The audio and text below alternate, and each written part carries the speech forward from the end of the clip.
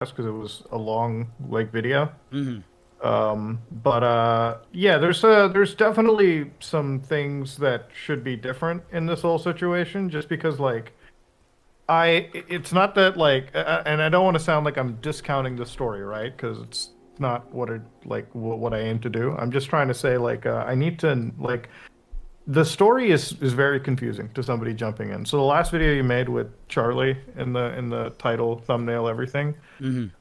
One of the problems that I had was like the first 10 minutes in the beginning. It was just you showed some screenshots and like the problem is I have to like pause constantly because you were only showing them for like half a second each Hmm. uh time, which made it really hard to follow. And the screenshots that I did see, yeah, they were very sexually charged, but they were lacking a lot of context that made me look into, oh, like the thing is the story, I don't think it necessarily needs the dramatization because this is a vampire cult leader allegedly, Hmm. and that's enough to like grab a headline. But the thing is the story needs to be told in a super cohesive manner because I think that's what everyone's problem is, right? Like they walk into this thing, they only know the words Cameron Gerard Davis, and then they know Spencer, and then they hear about a girl going missing. But that's like, but beyond that, it's not cohesively put together. So that's the thing you need first. You need to have a whole,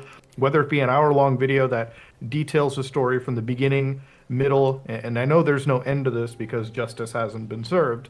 But if you give a beginning and the middle, I think everyone is going to be attracted to the story and they're going to look into it and they're going to like cover it because that's one of the things that like and I'm not saying I'm shaky covering this video or I don't want to talk about it. It's just the concept is like I work on a lot of evidence, in a way, right? And I don't want to say that your situation doesn't have evidence to it. The thing is, it needs to be presented well in a video for me to digest, consume, and then go into it because it is an incredibly confusing story as it is told right now.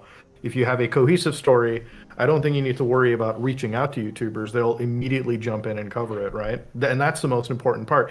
You talk about like law enforcement, right? And like how they don't want to listen to you, and I totally understand that. Law enforcement barely works, even when you have all of the facts, but that's the best you can do is when you have all the facts. Because if you present a story the right way, and you take that to law enforcement channels because YouTubers aren't going to fucking do anything that the law wouldn't be able to do. If you present this properly to the cops, to local law enforcement, to the FBI in a manner, then I don't think they can blow you off, right? Like especially when it's presented well and you have a proper story.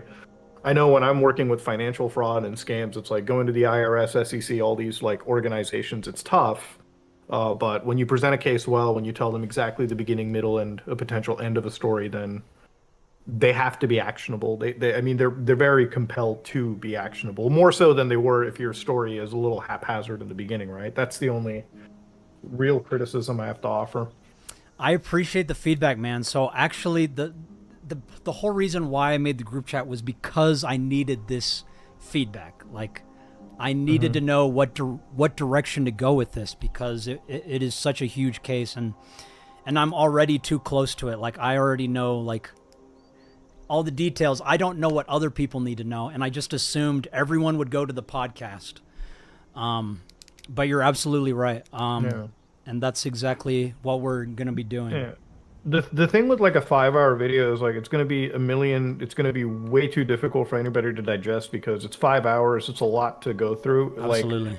what people just need is like and I'm not saying like you cliff notes the story, but you gotta because again, all we know are like two names, and I remember the most important aspect that visually strikes me is the missing poster that I Hmm. saw in your video. But like this guy, we need to know who he is from beginning, middle, and an end, right? Like it's not the amount of victims we need, it's just like how is he hurt one victim in a cohesive manner, right? Hmm.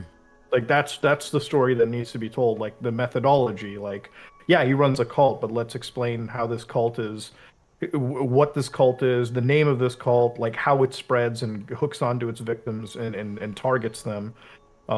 Because cults are very systemic, at least in how they operate. So, to define this as a cult and then show it in practice, probably the most important thing to have, right? And it's Hmm. not just like condensing the story. It's I think it's to show the methodology. Like this guy runs a vampire cult, so it's time to show what this cult is, how it reaches out to its victims through what social media channels, like show that process, and then also, then show how a victim has been, unfortunately fallen into that process, and that's how you bring the story, right? Like, it's one of the things where we talk about, like with Andrew Tate, right? Like a lot of the stuff that I know me and Willie Mack have done, like me and him have individually covered with him, is like we looked into his court filings, we looked into his law cases, we looked into a bunch of situations. And a lot of it is looking at how he operates and how you can show that methodology to the average viewer, because that's what's going to hook him, right? You can't, like, a situation like this is so tough to appeal to emotion, in my opinion at least. Like if you want to touch cults and you want to touch child predation, then you need to show how Cameron Gerard Davis is handling this or doing this, instead of, because all I got from the video was he's a bad guy, he runs his vampire cult, but I didn't see the method of it. I didn't see what was going on necessarily. That's my, like, only ripe. It's a serious issue. I really appreciate that, man. Thank you. And that is what we're working on now, is building the timeline. That'll be our next upload. Yeah, I feel like the only way to avoid this, like, controversy that I guess is this whole situation is embroiled, because I don't think it's good controversy in any capacity. Like, I get that people are talking about it, but they're not talking about any of this in a productive manner. Your first video should have easily been, like, this whole story. And then, like I said, like, anybody would have covered it. Like, I talked about a charity situation, like, a week or two ago with Carl Jobston. The thing is, like, we had to sit and create the story, and then it got, like, some media traction and some people covered it. But the most important thing is that story. It's to show people why something is wrong, why there is an ill in society. And if you'd have done that initially, easily a bunch of YouTubers, a bunch of individuals would have talked about this in a very productive manner. Because right now the whole situation is so tainted. Everyone's wondering, everyone's turning this into, like, everyone's accusing you of over dramatizing this situation, or going about it the wrong way by reaching out to YouTubers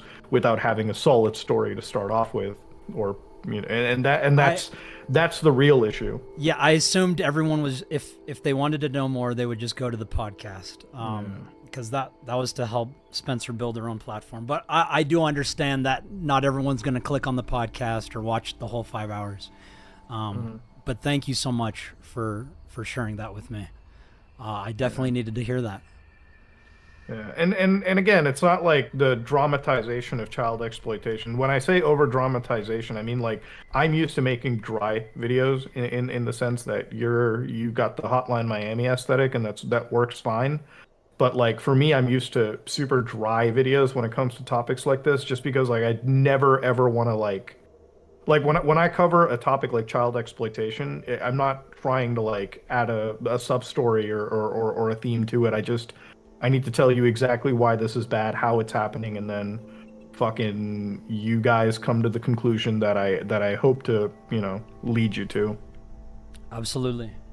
By the way, because even with the podcast, I wouldn't know where to go to. Like, I only found about the podcast because I looked at a frame of your most recent video, and that's what made me go and search for it. But that's the only, like, that's the thing. It's like the videos that you've produced, unfortunately, they don't really talk about the story as much as you want to. Like, they talk more about potentially advertising the story than they talk about the actual story, like the heinous crime that's being alleged here. That is what we're gonna do next video, is build the timeline. Yeah. Do you have a time frame for that? Yeah, I mean, it's gonna be what's released next within a week or two. All right, perfect. I mean, I'm looking forward to it. Thanks so much, man. Like, you gave us what we wanted, which was a conversation. We really, really appreciate it. Spencer, do you have anything to say? I'm just grateful that you came up here and were civil. Yes. Thank you so much, Moda. Yeah. All right, guys. Take care. You too, man. You too. Thank you. Yes.